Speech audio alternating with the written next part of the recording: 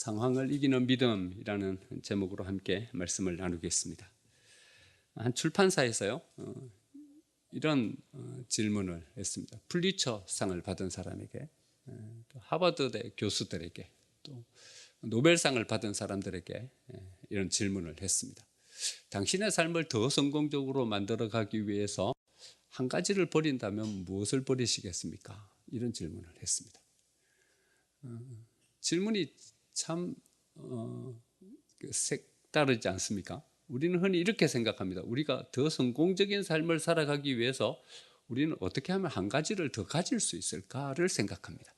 지금 했던 것보다도 좀 더 열심히 삶을 살아야 내가 더 성공적인 삶을 살 수 있다. 지금 하지 못했던 것들을 한 가지라도 더 해내야 내가 성공적인 삶을 살 수 있다. 이렇게 생각합니다. 그런데 참 질문의 발상이 참 새롭지 않습니까? 당신의 삶을 더 성공적으로 만들어가기 위해서 한 가지를 빼버린다면 무엇을 뺄 수 있습니까? 이렇게 질문을 했다는 것입니다. 여러분, 우리가 열심히 안 살기 때문에 우리나라에는 노벨상을 받은 사람이 안 나오는 것입니까? 노벨 평화상 하나 받았습니다. 물리학이나 수학이나 문학이나 이런 데서는 아직 노벨상이 없습니다. 여러분, 우리가 열심히 안 살아서 페이스북의 버커와 같은 사람이나 애플의 스티브 잡스와 같은 사람이 우리나라에는 안 나오는 것입니까? 우리가 게을릅니까? 너무 느긋하게 살아가고 있기 때문에 그런 것입니까? 오히려 우리가 너무 열심히 살기 때문에 우리는 이런 사람들과 같은 훌륭한 인재들을 우리의 삶 가운데서 만들어내지 못하는 것은 아닌가 한번 생각을 해보게 됩니다. 우리의 삶을 더 성공적으로 만들어가기 위해서 우리의 삶 가운데 뭘 빼버려야 될까? 사람들이 이렇게 대답했습니다. 꽉 찬 스케줄을 버리겠다. 나의 이 삶을 황무지로 만들어버리는 주범이다. 너무 바쁘다. 꽉 찬 스케줄. 정신없이 살아가면 수년 내에 우리는 쇠퇴의 길을 걷게 될 것이다. 여러분, 이 사람들의 진단을 우리가 주의 깊게 한번 잘 들어볼 필요가 있습니다. 이 사람들이 어떤 사람인가 하면 풀리처상 받은 사람들입니다. 하버드대 교수들입니다. 노벨상 받은 사람들입니다. 이 사람들이 보는 안목입니다. 우리가 이렇게 바쁘게 계속 살아가다가는 수년 내에 우리는 내리막길을 걷게 될 것이다. 제가 설교라서 내리막길을 걷게 될 것이다 이렇게 말하는데 그 책에서는 망한다 이렇게 이야기해요. 우리가 이렇게 바쁘게 살아가다가는 수년 내에 우리는 망한다 이렇게 진단하고 있어요. 바쁘면 안 된다는 거예요. 꽉 찬 스케줄이 우리의 삶을 황무지로 만들어 버린다는 거죠. 또 이렇게 대답한 사람이 있어요. 나 자신을 가두는 자존심을 버리겠다. 자존심의 성, 이 속에서 내가 갇혀버린다. 이게 뭐냐면 아성이다. 나는 자존심이라는 성을 쌓고 거기에 나를 가두어 버리고 사람들을 안 만난다. 더 새로운 환경 가운데 나를 내놓지 못한다. 새로운 일에 도전하지 못한다. 이 성, 자존심이라는 성, 이것만 내가 버릴 수 있다면 나는 훨씬 더 성공적인 삶을 살아갈 수 있을 것 같다. 이렇게 대답했습니다. 또 어떤 사람은 나의 삶에 집착을 버리겠다 이렇게 대답했습니다. 30대에 그렇게 소중했던 것들이 40대가 되어 보니까 아무것도 아니라는 것을 발견했고요. 40대에 내 생명처럼 소중하게 여겼던 것들이 50대가 되어 보니까 액세서리에 불과했다. 그러니까 나는 집착이라는 것을 좀 버리겠다. 집착이라는 것을 버린다면 내가 훨씬 더 성공적인 삶을 아마 살았을 것이다. 이렇게 대답했습니다. 다양한 다른 대답을 한 사람도 있었는데요. 이런 대답이 있었어요. 거절 못하는 생각을 버리겠다. 이렇게 대답한 사람도 있고요. 어떤 사람은 나는 체면을 버리겠다. 이렇게 대답하신 분도 계셨습니다. 어떤 사람은 이렇게 대답하신 분도 계셨어요. 나는 25살 이후에 나의 삶을 버리겠다. 이렇게 대답한 사람이 계셨어요. 궁금하잖아요. 25살 이후에 나의 삶을 버리겠다. 왜냐하면 내가 25살에 결혼했기 때문입니다. 이렇게 대답했어요. 그런데요, 이렇게 대답한 사람이 남자였겠습니까? 여자였겠습니까? 우리는 여자였을 것이라고 생각하는데 이분은 남자입니다. 남자인데 악처를 만난 것 같아요. 나는 25살 이후의 삶을 버리겠다 이렇게 대답했습니다. 여러분, 버리면 빈 공간이 생깁니다. 빈 공간이 생겨야 비로소 우리는 또 다른 생각을 가지고 우리의 삶을 바라볼 수 있게 됩니다. 가족들을 돌보아 줄 수 있는 여유와 생각을 가지게 됩니다. 함께하는 동료들을 한번 이렇게 돌아볼 수 있게 됩니다. 여러분, 바쁘면요 가족을 못 돌봅니다. 여러분들이 가족보다 더 소중한 사람이 어디 있습니까? 여러분, 바쁘면 함께하는 동료들의 입장에 서지 못합니다. 여러분들이 동료들과 갈등을 빚는 가장 큰 이유는 여러분들이 바쁘기 때문입니다. 여러분들이 바쁘면 절대로 동료들의 입장 거기에 서지 못합니다. 여유 있어야 됩니다. 삶의 빈 공간이 있어야 됩니다. 그래야 소중한 것들을 놓치지 않게 됩니다. 빈 공간이 생기면 우리 안에 더 소중한 것들을 발견하게 되는데, 그건 자기 스스로를 발견하게 된다는 것입니다. 내가 누구인지, 그것을 비로소 그 빈 공간이 생길 때 우리는 찾을 수 있게 된다는 것입니다. 우리 자신을 모르면요 우리는 모래 위에 지은 집과 같습니다. 사상 누각의 인생을 살아가게 된다는 것입니다. 예수님은 제자들에게 너희들이 다 나를 버릴 것이다 이렇게 말씀하셨습니다. 그랬더니 베드로가 예수님께 대답하기를 모든 사람들이 다 주를 떠날지라도 나는 주를 안 떠납니다 이렇게 대답했어요. 그러니까 예수님이 또다시 베드로에게 이렇게 이야기하셨어요. 닭 울기 전에 3번 울기 전에 네가 나를 3번 부인하리라 이렇게 말씀하셨어요. 그러자 베드로는 또 이렇게 이야기했어요. 내가 죽을지언정 예수님을 부인하지는 않겠습니다 이래 대답했어요. 그리고는 불과 몇 시간 후에 베드로는 예수님이 보는 그 면전에서 예수님을 저주하면서 나는 예수님을 모른다 부인했어요. 여러분, 베드로가 왜 이렇게 어처구니 없는 실수를 저질렀을까요? 모든 사람들이 다 주를 떠날지라도 나는 주를 안 떠납니다 이래 대답했어요. 내가 죽는 때까지 예수님과 함께 가겠습니다 이래 대답했어요. 그런데 대제사장의 힘없는 여종, 그 여종 앞에서, 그것도 예수님이 물끄러미 자기를 쳐다보고 있는데 예수님을 저주하면서 나는 저 사람을 모른다. 왜 이렇게 어처구니 없는 대답을 했을까요? 그것은 자기 자신을 몰랐기 때문에 그렇습니다. 자기가 얼마나 연약한 존재인지, 이기심 앞에서 얼마나 허무하게 자기가 무너져 내려버릴 그런 대상인지를 알지 못했기 때문에 그는 이런 어처구니 없는 일을 저질렀고 말았습니다.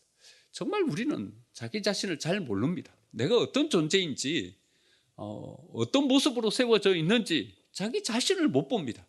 우리는 다른 사람들은 잘 봐요. 뭐가 허점인지, 뭐가 부족한지 잘 봐요. 그런데 자기가 얼마나 허물어져 있는지 그거는 잘 몰라요. 자기 자신을 못 보는 것이 우리의 한계예요. 여러분, 실패하는 이유가 뭐라고 생각하십니까? 여러분, 열심히 안 살아서 실패합니까? 자기 자신을 모르기 때문에 실패해요. 여러분, 믿음에서 여러분들이 실패하는 이유가 뭡니까? 우리를 모르기 때문에 그래요. 베드로가 왜 이렇게 예수님을 저주하면서 나는 예수님을 모른다 이랬었습니까? 왜 이런 어처구니 없는 실수를 저질릅니까? 자기를 모르는 거예요. 자기가 어떤 존재인지를 모르기 때문에 혼장담하다가 이런 어처구니 없는 실수를 저질러 버리고 마는 것이죠. 우리의 삶이 바쁘게 살아가면요 여러분, 우리는 우리를 못 봅니다. 어떤 존재인지, 어떤 연약함을 가지고 있는지, 어떤 부분을 보완해야 되는지, 어느 정도의 것들을 내가 성부할 수 있는 사람인지 자기 자신을 몰라요. 그래서 우리는 실패해버리고 마는 것입니다. 여유를 가져야 되는, 빈 공간을 가져야 되는 이유입니다. 그래야 우리를 볼 수 있기 때문에 그렇습니다. 우리가 빈 공간을 가지고 우리를 바라보고 세상을 본다는 것은요 바로 안목을 가지는 것입니다. 그렇죠? 안목을 가지는 것입니다. 안목을 가지고 가족을 바라볼 수 있게 되고요, 안목을 가지고 함께 일하는 동료를 바라볼 수 있게 되고요, 안목을 가지고 나를 보고 상황을 볼 수 있게 된다는 것입니다. 우리가 믿음 안에서 안목을 가진다는 것은요 바로 하나님의 어깨 위에 올라가서 이 세상을 바라볼 수 있는 사람으로 우리가 서게 되는 것을 말합니다. 어릴 때 아버지는요 저에게 목마를 자주 태워주셨어요. 아직도 아버지 목 위에 목마를 타고 이렇게 놀았던 기억이 있어요. 아주 종종 목마를 태워주셨던 것 같아요. 목마를 타면요 5살 꼬마 아이의 시각이 아니라 아버지의 눈높이에서 세상을 바라볼 수 있게 됩니다. 그리고는 종종 아버지는 저에게 이렇게 말씀하셨습니다. 너는 내 어깨 위에 올라서야 된다, 이런 말씀을 하셨어요. 제가 교육전도사를 할 때요 그 목사님이 이제 은퇴를 얼마 남겨두지 않은 노 목사님이셨습니다. 어느 날 주일 사역을 다 마치고 난 다음에 교육자 회의를 하는데 그 목사님이 이렇게 말씀하셨습니다. 우리 교육전사를 쭉 모아놓고서 우리를 바라보면서 여러분들은 우리 구세대의 목사의 어깨 위에 올라서야 됩니다. 그러면서 이런 말씀하셨습니다. 여러분들은 나를 딛고 일어서십시오. 그 말씀이 얼마나 가슴 뭉클했는지요. 눈물이 핑 돌 정도였습니다. 여러분들 나를 딛고 일어서십시오. 이렇게 말씀하셨어요. 여러분, 우리가 하나님의 어깨 위에 올라서서 세상을 바라볼 수 있는 믿음의 눈을 가진다는 것은요, 이 세상을 우리가 성공적으로 살아갈 수 있는 비결입니다. 여러분, 열심히 사는 사람이 성공합니까? 열심히 사는 사람이 성공하지 않습니다. 열심히 사는 사람이 성공한다는 것은요, 식민주의자들이 우리를 부려먹으려고 우리에게 하는 얘기입니다. 성실하게 사는 사람이 이 세상 잘 살 수 있습니까? 여러분, 성실하게 산다고 이 세상 절대로 잘 살지는 못합니다. 이 세상을 잘 사는 비결은 성실하게 사는 것도 아니고 열심히 사는 것도 아닙니다. 이 세상을 잘 사는 것은요, 안목을 가질 때 이 세상 속에 성공할 수 있는 것이고 이 세상을 잘 사는 비결이라는 것을 여러분 꼭 기억하셔야 됩니다. 이 안목은 어디서 생기냐 하면 여유에서 생깁니다. 빈 공간에서 생깁니다. 하나님 앞에 나와서 하나님의 그 어깨 위에 올라서서 믿음의 눈으로, 말씀의 눈으로 이 세상을 바라볼 때 비로소 우리는 이 안목을 가지게 된다는 것을 여러분 꼭 기억하십시오. 열심히 살지 마십시오. 안목을 가지십시오. 성실하게 살지 마십시오. 지혜를 가지십시오. 그래야 이 세상 가운데 우리는 이 세상을 승리하고 이 세상을 이길 수 있는 사람으로 세워질 수 있게 되는 것입니다. 여러분, 믿음으로 산다는 것은요, 바로 이 믿음의 안목을 가지는 것을 말씀하는 것이죠. 하나님은 전략가입니다. 여러분, 믿음으로 사는 것은 바로 이 하나님의 전략의 마음을 가지고 이 세상을 바라보는 것이죠. 여러분, 하나님께서 보여주신 십자가의 전략, 놀랍지 않습니까? 여러분, 십자가, 이것을 통해서 인류를 구원해내는 은혜의 역사를 이루실 줄 누가 알았습니까? 하나님은 전략가입니다. 성실하게 사시는 분이 아니라 전략을 가지고 사시는 분이 바로 하나님이십니다. 패션 오브 크라이스트를 보면요, 예수님이 십자가 지고 가실 때 마귀가 씩 웃으면서 싹 지나가는 거 혹시 보셨습니까? 그 마귀의 미소를 잊을 수가 없어요. 얼마나 예수님 고통스럽게 처절하게 십자가를 지고 가시는데 그 길을 씩 웃으면서 마치 승리했다는 듯이, 내가 이제는 이겼다는 듯이 그것을 바라보면서 지나가지 않습니까? 예수님 십자가 위에서 돌아가셨을 때 그때 마귀는 쾌재를 불렀을 것입니다. 하나님을, 창조주를 내가 이겼다고, 십자가에 못 박아 죽였다고, 그래 쾌재를 불렀을 것입니다. 하지만 마귀 어떻게 됐습니까? 다시 예수님이 그 십자가를 이기시고 부활하심으로 마귀는 완전한 패배 가운데 놓여지게 되었습니다. 여러분, 하나님은 전략가이십니다. 하나님은 안목을 가지고 이 세상을 경영하시는 분이십니다. 우리가 믿음으로 이 세상을 살아간다는 것은요, 바로 이 하나님의 안목을 가지고, 이 믿음의 눈을 가지고 이 세상을 살아간다는 것을 말하는 것이죠. 여러분, 오늘 우리가 읽은 본문 다니엘을 통해서 하나님은 우리에게 또 다른 삶의 전략을 우리에게 가르쳐 주고 계십니다. 다니엘이 바벨론의 포로로 잡혀왔던 사람이었어요. 포로로 잡혀왔는데 그가 포로에 잡혀온 사람들 중에 선발이 되어가지고 잘 길러진 다음에 나중에 바벨론의 총리가 되었어요. 여러 명의 총리가 있었는데요, 다니엘은 여러 명의 총리 가운데 책임 총리가 되었어요. 대단한 사람인 거죠. 이 다니엘이 어떻게 포로의 신분에서 총리까지 오를 수 있었고 여러 명의 총리 가운데 책임 총리가 될 수 있었을까? 여러분, 다니엘에게 있어서는 더 놀라운 일이 벌어져요. 바벨론이 페르시아에게 멸망당하고 페르시아 제국이 세워지게 되는데 다니엘은 페르시아 제국이 세워진 이 나라에서도 또 총리가 돼요. 여러분, 놀랍지 않습니까? 우리나라 정권만 바뀌어도요 다 바뀌지 않습니까? 국무총리로부터 시작해서 장관까지 다 바뀝니다. 그런데 다니엘은요, 나라가 멸망당하고 또 다른 나라가 세워졌는데 그 페르시아 제국에서도 총리가 돼요. 다니엘이 도대체 어떤 안목을 가졌길래, 어떤 전략을 가지고 그의 삶을 살아갔길래 다니엘은 나라가 멸망당하고 또 다른 나라가 세워졌는데도 계속 총리를 할 수 있었을까요? 오늘 본문 속에서 하나님께서 다니엘을 통해서 우리에게 보여주고 계시는 우리의 삶의 전략이 있습니다. 삶의 지혜가 있습니다. 이 믿음을 가지고 우리가 우리의 삶을 살아가면 우리는 기필코 모든 상황을 이기는 승리자로 우리의 삶을 세워갈 수 있게 될 것입니다. 다니엘을 통해서 하나님께서 우리에게 주시는 첫 번째 전략은요, 이론이 아니라 현실로 나아가야 된다는 것입니다. 8절 말씀 보니까요, 다니엘은 뜻을 정하여 왕의 음식과 그의 마시는 포도주로 자기를 더럽히지 아니하리라 하고 자기를 더럽히지 아니하도록 환관장에게 구했다 말씀하고 계십니다. 다니엘은 왕의 음식과 포도주를 먹지 않기로 뜻을 정했습니다. 뜻을 정했습니다. 여러분, 다니엘이 어떻게 자기를 더럽히는 음식을 먹지 않겠다 이렇게 뜻을 정했습니까? 여러분, 음식을 먹으면 더럽혀집니까? 왕이 먹는 음식은 오염된 음식입니까? 그래서 그거 먹으면 배탈이 납니까? 여러분, 다니엘이 왕이 먹는 음식을 먹지 않기로 뜻을 정하고 자기를 더럽히지 않게 하겠다 결정했다는 것은 뭘 의미합니까? 바로 이 왕이 먹는 음식은 우상 앞에 드려진 제물이었다는 것입니다. 그래서 그것을 먹고서 내가 나의 거룩한 삶, 하나님의 사람으로서의 이 삶을 더럽히지 않겠다 이렇게 생각했다는 거죠. 여러분, 우상의 제물을 먹으면 우리의 삶이 더럽혀집니까? 더럽혀집니까? 여러분, 다른 시각을 가지고 바라볼 수도 있겠지만요, 다니엘의 말에 저는 동의합니다. 여러분, 믿음을 가지고 뭐 드시려면 드십시오. 하지만 안 먹는 게 더 낫습니다. 세상의 자리 나가려면 나가십시오. 하지만 안 나가는 게 더 좋습니다. 여러분, 믿음이 있으시면 그것을 이길 수 있다, 자신 있으시면 그걸로 나아가십시오. 하지만 베드로처럼요, 우리는 그렇게 썩 대단한 존재가 되지를 못합니다. 호언장담하면서 주일 빼먹고, 호언장담하면서 우상의 재물 먹고, 호언장담하면서 세상 속으로 나아가서 서지만요, 마귀가 한번 훅 불면 우리는 훅 나가 떨어져요. 우리를 잘 몰라요. 우리는 우리 스스로를 지켜가기 위한 이런 애씀과 이런 노력이 있어야 되는 거예요. 우리는 그리 대단한 존재가 못 돼요.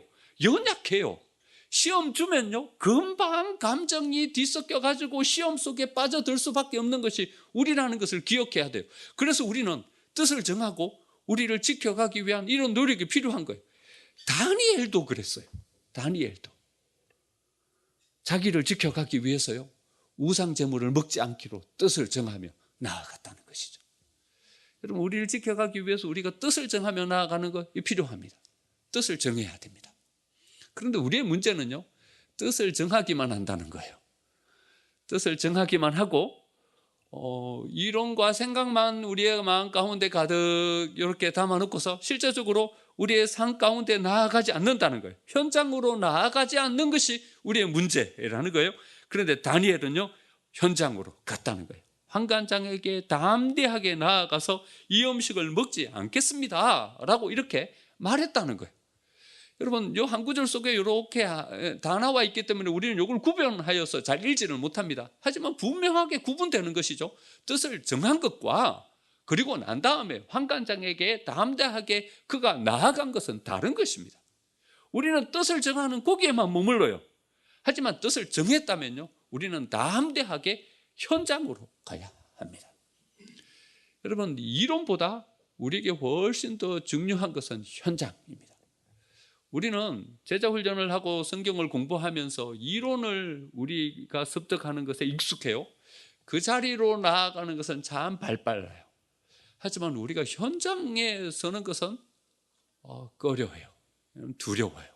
현장이 만만치가 않기 때문에 그래요. 그런데 진짜 힘은 어떤 힘인가 하면요, 제자훈련을 잘 받았다, 여기에 있는 것이 아니라 현장에도 제대로 세워지고 있는가, 여기에 있는 거예요. 제자훈련을 성공적으로 내가 받고 모든 하나님의 말씀과 교리에 대해서 내가 잘 이해하고 받아들이고 있다, 이것보다 더 중요한 것은요, 현장에서도 성공적인 일꾼으로 세워지는가, 이게 더 중요한 거예요. 두 바퀴예요.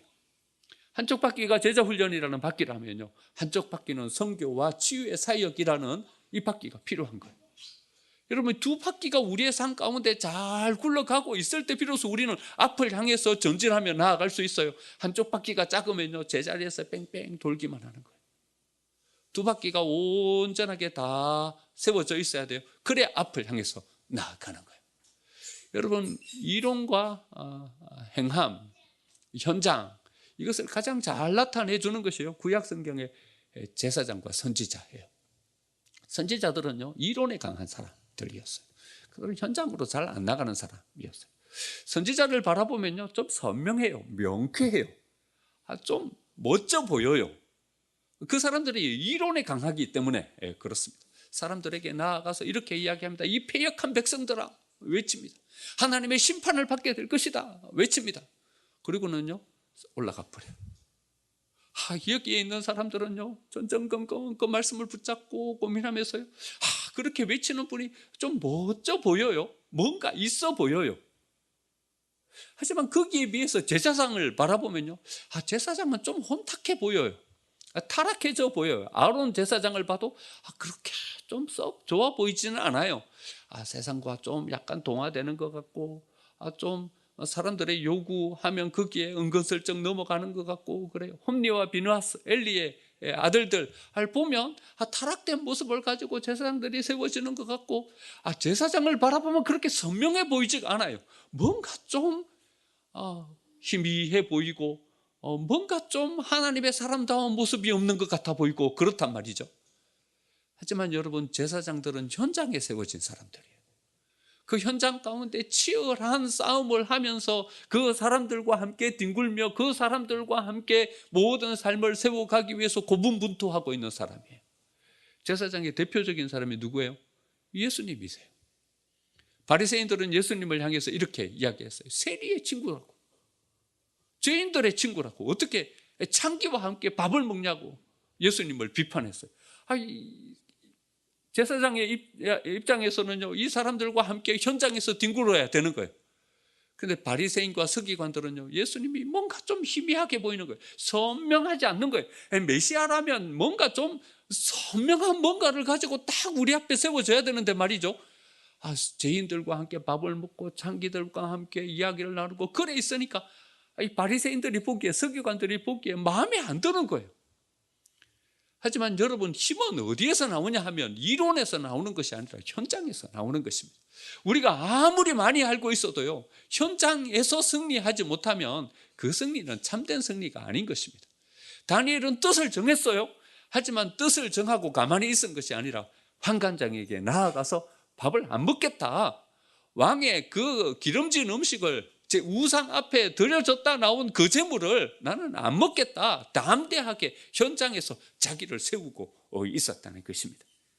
여러분, 다니엘은 왜 우리가 우리의 삶 속에서 승리하고 있지 못하는가를 보여주는 우리의 거울입니다. 여러분, 다니엘에게 있는데 우리에게는 없는 것이 뭡니까? 다니엘에게와 똑같이 우리는 뜻은 정합니다. 잘 압니다. 하나님의 말씀도 알고 교리도 알고 어떻게 해야 되는지도 알고 뭐가 잘못된지 바라보는 안목도 가집니다. 하지만 현장에 서지는 않습니다. 선지자 노릇만 하려고 합니다. 제사장이 되려고는 하지 않습니다. 함께 그 현장에서 뒹굴고 그 현장에서 고민하고 고분분투하면서 그것을 감싸 안고 나아가려는 이런 애씀이 없는 것입니다. 여러분, 아론이 백성들과 함께 금송아지를 만든 것은 우리는 쉽게 비판합니다. 어떻게 제사장이 백성들이 금송아지를 만들자고 한다고 금송아지를 만드냐, 이렇게 비판합니다. 하지만 여러분, 우리가 아론의 입장에 서 봤습니까? 여러분, 그 광야 한가운데 서서 아론이 그 백성들과 고분분투하면서 실험하면서 나아가는 그 실험의 마음과 고통을 우리가 압니까? 모릅니다. 그저 우리는 이론만 가지고 쉽게, 어떻게 아론이 백성들과 함께 금송아지를 만들어 놓고서는 이것이 우리를 애굽에서 이끌어낸 신이라고 하냐, 비판하는 데는 발빠릅니다. 하지만 거기 서서 고분분투하면서 현장에서 우리를 세워가는 데는 우리는 너무나도 연약한 존재라는 것입니다. 히틀러는 600만 명의 유대인을 학살했습니다.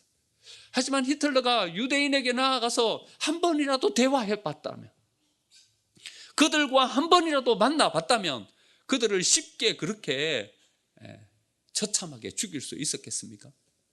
히틀러가 유대인을 한 번이라도 만나봤다면, 한 번이라도 그들과 함께 대화해봤다면 그는 이런 결정을 하지는 않았을 것입니다. 우리는 이론에는 능통합니다. 잘 알고 있습니다. 그리고 그것을 바라볼 줄 아는 눈도 있습니다. 안목도 있습니다. 그런데 현장에 세워지지는 않아요. 거기에서 함께 그들과 함께 호흡하고 그들과 함께 뒹굴면서 거기에서 세워지는 능력이 없는 거예요. 다니엘에게는 있는데 우리에게는 없는 게 뭡니까? 현장이 없는 거예요. 거기 안에서 땀 흘리면서 거기 안에서 같이 호흡하는 이런 애씀이 우리에게 없는 거예요. 진짜 참된 능력은 머릿속에 있는 능력이 아니라 우리의 손과 우리의 발에서 만들어지는 능력, 이것이 참된 능력이라는 것을 우리는 알아야 합니다. 무엇이 우리를 성공적인 삶으로 세워갑니까? 손에서 만들어지는, 발로 뛰면서 발바닥으로 만들어내는 이 삶이 우리의 삶을 성공적으로 만들어내는, 우리를 현장 그 한가운데 세워서 세상을 변화시키고 상처 입은 이웃 이 가운데 치유하고 그들을 새롭게 해주는 능력으로 쓸 때 비로소 그 능력이 참된 능력이 된다는 것을 기억하시기 바랍니다. 여러분, 다니엘처럼 이런 거기에만 머물러 있는 사람이 아니라, 뜻을 정하는 거기에만 머물러 있는 사람이 아니라 삶의 현장으로 담대하게 나아갈 수 있는 그런 믿음을 가진 여러분들이 되시기를 간절히 축원드립니다. 다니엘을 통해서 우리에게 보여주는 두 번째 성공 전략은 쓰임입니다. 첫 번째 다니엘의 힘이 이론적인 힘이 아니라 현장에 서는 힘이라면요, 두 번째 다니엘의 힘은 소유하는 힘이 아니라 쓰임받는 힘이었다는 것입니다. 여러분, 우리 첫 번째 신앙의 점검이 현장에 우리가 서 있는가, 그걸 점검해야 된다면요, 두 번째 우리의 점검은 우리는 쓰임받고 있는가, 이것을 점검해야 한다는 것입니다. 12절 말씀 보니까 청하오니 당신들의 종들을 열흘 동안 시험하여 채식을 주어 먹게 하고 물을 주어 마시게 한 후에 얼굴을 비교하여 보소서, 이렇게 말합니다. 능력의 가치는 소유에 있는 것이 아니라 사용에 있습니다. 여러분, 능력을 소유하려고 합니다. 하지만 진짜 참된 능력은 소유하는 것이 아니라 쓰임받는 데 있습니다. 여러분, 우리는 일제강점기와 한국전쟁이라는 두 굵직한 사건을 겪고 왔습니다. 60년대 말까지 일제강점기의 여파가, 한국전쟁의 여파가 계속 이어지고 있다면, 그렇게 한번 생각해 본다면 우리 공동체의 반은 일제강점기, 그다음에 한국전쟁의 영향을 받은 사람들입니다. 그렇죠? 우리 다음 세대들은 좀 생각이 많이 달라요. 그런데 우리 9세대들은요, 이 영향을 받고 있어요. 그래서 소유하려고 해요. 상황이 너무 어려운 거예요. 상황이 너무 힘든 거예요. 그러니까 뭘 내 속에 쥐고 있지 않으면 굶어 죽는 거예요. 내 속에 무언가를 움켜쥐지 않으면 삶을 살 수가 없는 거예요. 그래서요, 그때는요, 무조건 하고 소유하려고 했어요. 무조건 하고 끌어모으려고 했어요. 그냥 저금 통장에 가득 막 자꾸 챙겨 놓아야 되는 거예요. 뭘 우리의 곳간에 가득 자꾸 쌓아놔야 되는 거예요. 상황이 어떻게 변할지 모르는 거예요. 그러니까 거기 뒤에 뭔가를 소유하고 쌓아놓지 않으면 그 다음 미래를 보장받을 수 없는 그런 삶 속에서 살았던 거예요. 그래서 우리는요, 소유하려고 해요. 내 것으로 만들어야 되는 거예요. 기필코 내 것으로 만들어야 돼요. 여러분, 그렇죠? 여기에 다 동의하시죠? 여기에 전부 다 우리 그 영향 아래서 살아가는 사람들입니다. 소유해야 돼요. 내 것으로 만들어야 돼요. 근데 여러분, 가만히 생각해 보면요, 소유하는 것은요, 별로 큰 힘이 되지를 못해요. 진짜 힘은 어디서 나오냐 하면요, 그것을 사용할 때, 그것이 쓰임 받을 때 비로소 그것이 큰 힘으로 우리 속에 작용된다는 것을 꼭 기억해야 합니다. 다니엘의 신앙은 단지 하나님의 은혜를 구하고 그 능력을 체험받는 데 있는 것이 아니었다는 것입니다. 그 능력을 사용하는 신앙이었습니다. 환관장에게 담대하게 나아가서 말합니다. 열흘 후에 그 사람들과 우리의 얼굴을 비교하여 봐라. 담대하게 그에게 나아가서 이야기합니다. 그 힘을 사용합니다. 쓰임받는 믿음을 가지고 세상 앞에 세워지는 힘, 이 힘이 바로 하나님 앞에 온전히 쓰임받는 힘이 되는 것입니다. 다니엘의 능력의 쓰임에는요, 또 다른 특징이 있습니다. 그것은 미래를 현재로 끌어당기는 쓰임입니다. 다니엘은 이렇게 말하죠. 열흘 후에 그 사람들의 얼굴과 우리의 얼굴을 비교하여 봐라, 이렇게 이야기합니다. 하지만 다니엘의 이 말하는 이 뉘앙스를 한번 보십시오. 열흘 후에 그 사람들의 얼굴과 우리의 얼굴을 비교하여 봐라. 여기 현재에서 말하고 있어요. 그런데 이 현재에서 이미 뭘 끌어당기고 있는 거예요? 열흘 후에 있어질 그 일을 지금 여기로 끌어당겨갖고 여기에서 열흘 후에 이루어질 이 일에 대한 믿음을 가지고 여기에 서는 거예요. 여러분, 다니엘의 힘의 쓰임은 믿음의 쓰임이에요. 그 믿음의 쓰임의 특징은 뭐냐 하면요, 미래에 이루어질 그 일을 현재로 끌어당겨가지고 여기에서 그 일이 이루어지도록 만들어가는 힘이 바로 다니엘이 가진 쓰임받는 믿음의 힘이었다는 것입니다. 여러분, 광야 40년을 살아가는 이스라엘 백성들에게 가진 소망은요, 어떤 소망이었냐 하면요, 광야 여기가 우리가 거할 곳이 아니다. 우리는 하나님께서 허락해 주실 가나안 약속의 땅, 그 땅을 향해서 들어가야 되는 민족이라는 그 소망을 가졌어요. 그들은 광야에서 뺑뺑이를 돌면서 거기서 살아가고 있었지만요, 그들의 삶은 광야에 있지 않았어요. 그들의 모든 마음과 그들이 바라보는 안목과 그들의 소망은요, 가나안 땅, 하나님의 약속의 땅, 거기에 있었던 거예요. 그들의 삶은요, 그 미래를 끌어당겨서 지금 여기로 가지고 와서 지금 여기에 현재의 삶을 결정하고 판단하고 이루어가는 그런 삶이었어요. 여러분들은 어떤 소망을 가지고 계십니까? 그 소망이 지금 여러분들의 삶에 현재의 삶을 움직여가고 계십니까? 그렇다면 믿음의 쓰임을 받는 삶인 것입니다. 믿음의 쓰임은요, 현재의 삶을 무엇으로 만들어가냐 하면 우리의 미래의 소망, 그걸 여기로 가지고 와서, 그걸 끌고 와서 여기에서 우리의 현재의 삶을 새롭게 세워가는 삶, 이것이 바로 믿음의 쓰임인 것입니다. 다니엘은 그 힘의 쓰임, 그것을 오늘 여기에서 미래의 삶을 끌고 와서 미래의 삶을 결정하고 새롭게 세워가는 그런 쓰임으로 쓰임받고 있었다는 것입니다. 바로 이런 것입니다. 이스라엘 백성들을 하나님께서 광야 10년을 다 마치고 난 다음에 요단강 어귀에 세우셨습니다. 그런데 그때의 요단강은 홍수가 나갖고 범람하는 시기였습니다. 건너갈 수가 없어요. 근데 하나님은 이런 말을 툭 이스라엘 백성들에게 던지십니다. 뭐라고 말씀하시냐면, 법궤를 맨 제사장이 먼저 강 속으로 들어가라, 이런 말씀하십니다. 그리고 말씀하시고는 하나님은 침묵을 지키고 계십니다. 어떻게 하나, 이스라엘 백성들이 어떻게 하나 보려고 그들을 보고 계십니다. 만약에 그들이 그냥 거기에 머물면 그들은 강물이 다 잦아들도록 몇 달은 더 거기에서 기다려야 하는 것입니다. 어떻게 하나, 이스라엘 백성들을 보고 있는데 법궤를 맨 제사장들이 뚜벅뚜벅 걸어가지고 강으로 들어가는 것입니다. 여러분, 그 다음은 누가 바빠지십니까? 하나님이 바빠지시는 것입니다. 하나님이 급하게 서둘러서 강을 막고 그 강의 물이 그 위쪽으로 쌓이도록 만들고 그 강물을 갈라내는 것입니다. 이게 믿음의 쓰임입니다.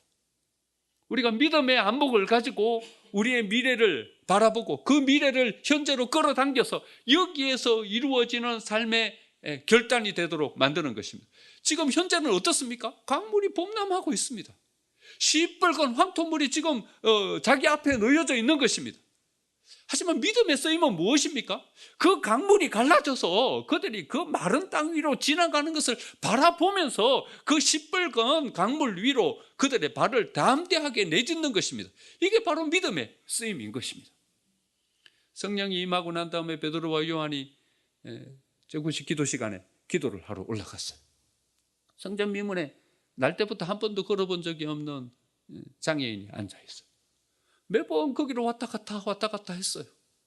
그런데 그날따라서 베드로와 요한이 그 장애인에게로 뚜벅뚜벅 가는 겁니다. 하나님이 보시기에 쟤들이 왜 오늘 갑자기 저 장애인에게로 가냐? 보고 계시는데 베드로가 난데없이 이렇게 외치는 것입니다. 내가 은과 금은 없지만 내가 내게 명하노니 나사렛 예수 그리스도의 이름으로 일어나 걸어라, 이렇게 말하는 거예요. 그 다음 누가 바빠지십니까? 하나님이 바빠지시는 것입니다. 하나님이 베드로가 그런 말을 하리라고는 생각도 못했어요.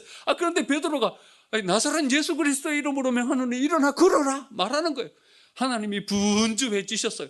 하나님이 급하게 그 다리에 힘을 주시고 걸어 일어나 걷게 하시고 그 마음 가운데 하나님을 찬송하며 성전으로 들어가게 만들어 주셨어요. 분주하게 하나님이 바빠지시는 거예요. 베드로에게는 어떤 믿음이 있었어요?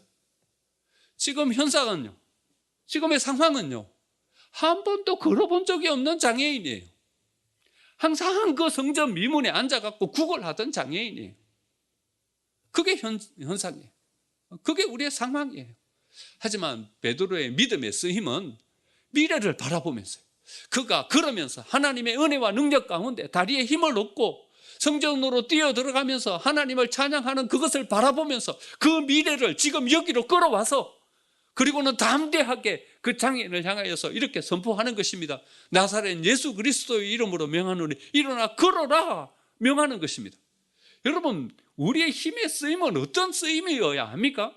하나님께서 우리 속에 허락해 주실 은혜, 그것을 소망 가운데 바라보고 그 소망을 지금 현재로 끌고 내려와서 여기에서 우리가 어떤 일을 결정하고 여기에서 우리의 삶을 새롭게 세워가는 쓰임, 그 쓰임이 바로 믿음의 쓰임인 것입니다.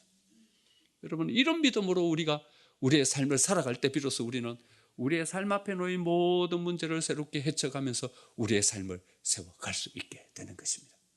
여러분, 성공하기를 원하십니까? 여러분들의 삶에 하나님의 은혜와 복 가운데 세워지시기를 원하십니까? 열심히 살지 마십시오. 열심히 산다고 우리의 삶이 성공하지 않습니다. 여러분, 성실하게 살면 우리의 삶이 성공할 것 같습니까? 성실하게 살아봤자 서민으로밖에 삶을 못 삽니다. 하나님이 주신 안목을 가지십시오. 하나님이 주신 믿음의 쓰임으로 여러분들의 삶을 세워 가십시오.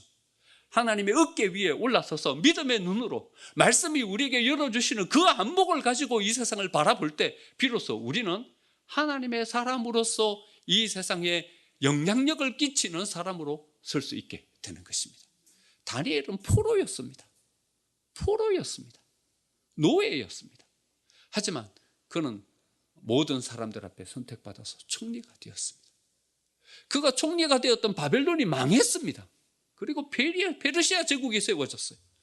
그런데 다니엘은 그 페르시아 제국에서도 책임 총리로 세워지게 됩니다. 다니엘이 성실하게 살았기 때문에 이랬을까요?